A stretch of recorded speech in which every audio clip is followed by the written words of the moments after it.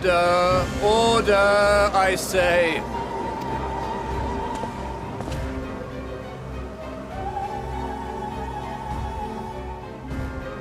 I thank you all for gathering here on such short notice.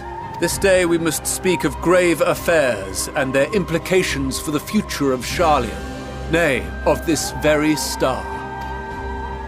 Said affairs concern all citizens, and so we have called for a public assembly.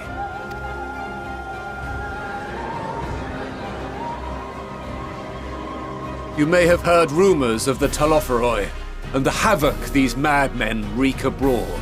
Under normal circumstances, we would pay little heed to petty disturbances outside our borders. The final days, however, are another matter altogether. For we dare not ignore these prophetic words of Eld.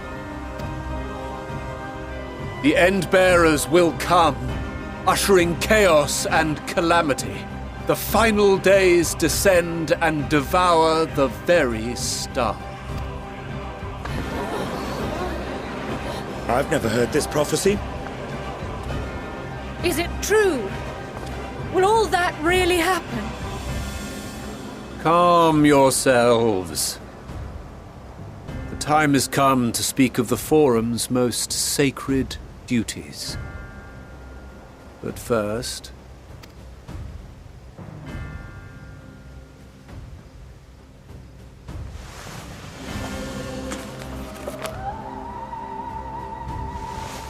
Give voice to the voiceless.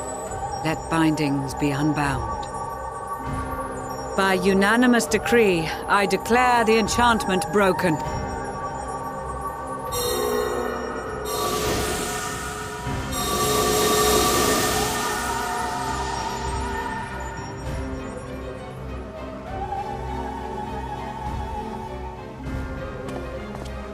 Master Leveilleur, if you would.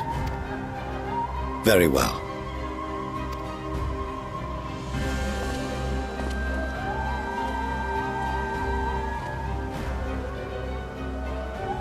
"270 years ago, our forebears began an expedition in the Dravanian hinterlands, in search of a route to access the ethereal sea. This much is public knowledge. Their findings, however, would become the Forum's most closely guarded secret.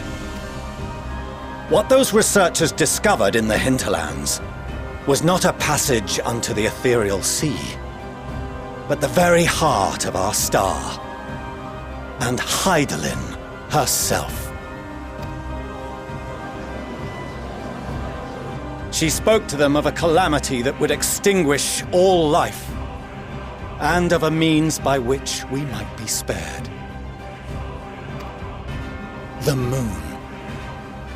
'Tis in truth a gargantuan vessel built to serve as sanctuary for her children and deliver them from this doom. Much like Nunkref's hope in ages past, it will bear the people of a world in the throes of death to a new home. Needless to say, this will be no small undertaking. To facilitate the great work, the Forum has maintained close contact with the servants of Hydaelyn, who presently reside on the moon. Convinced that the foretold end was all but inevitable, we began amassing a wealth of knowledge, not merely for the betterment of our nation, but in preparation for the journey to come. You reveal this to us now? By the gods, how long do we have?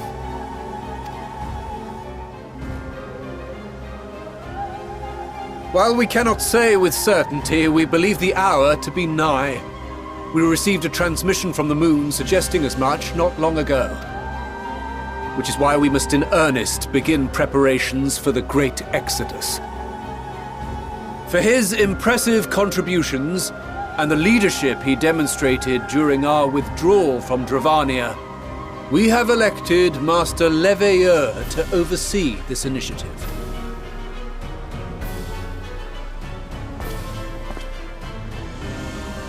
Fellow scribes and scholars, my countrymen, we face a threat of unprecedented scale.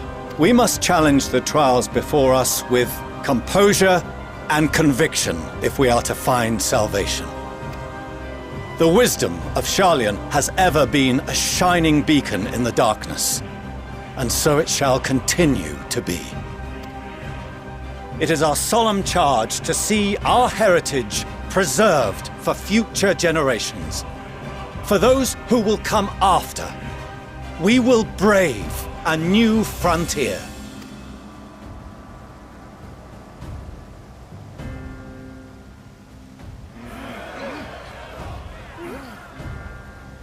Administrative edicts will be relayed to all major institutions ere long. In the meantime, carry on with your duties. With that, I hereby call this assembly to a close.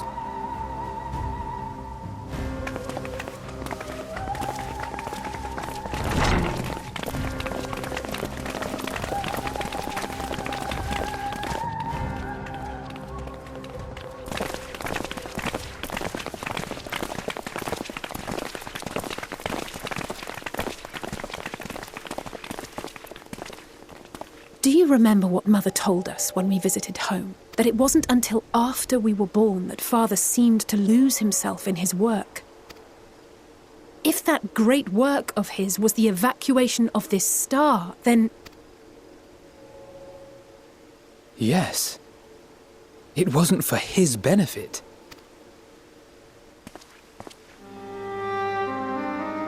Would you mind waiting here a moment? I wish to speak with Father before we leave.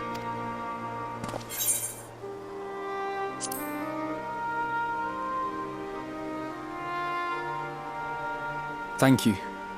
I shan't be long. If it's all the same to you, I have a few choice words to share with Father as well.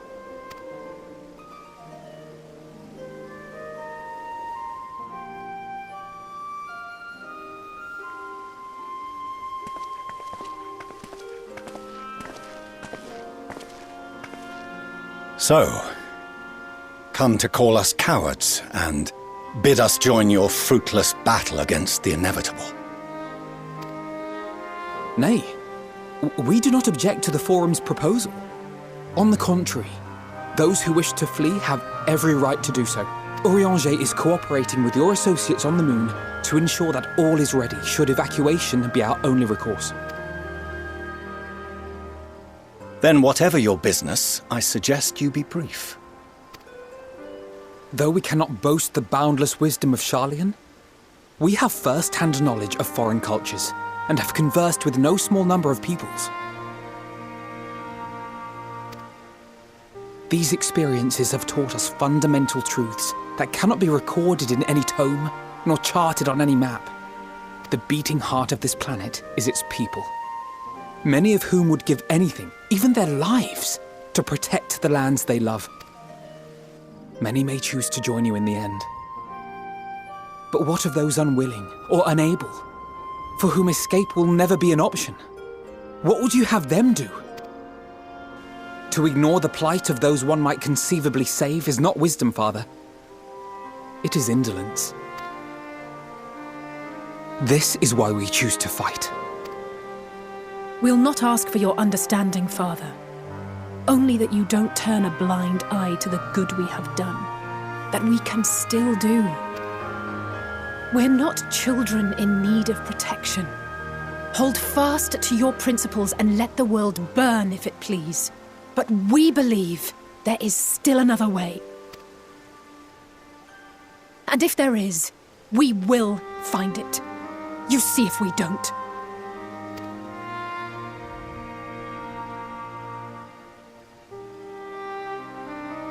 Do as you will. Just stay out of our way.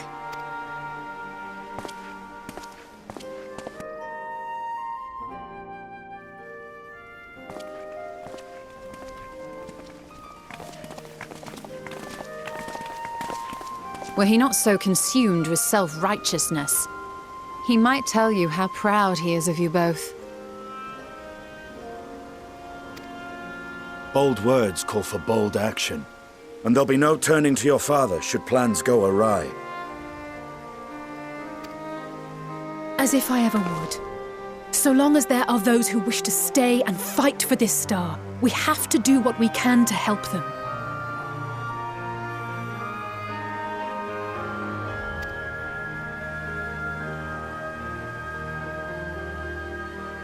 And if we're to do that, we'll need to be well rested. Wouldn't you agree? And having triumphed over what we once thought to be the source of all evil, I can think of no one in greater need of at least a dozen winks.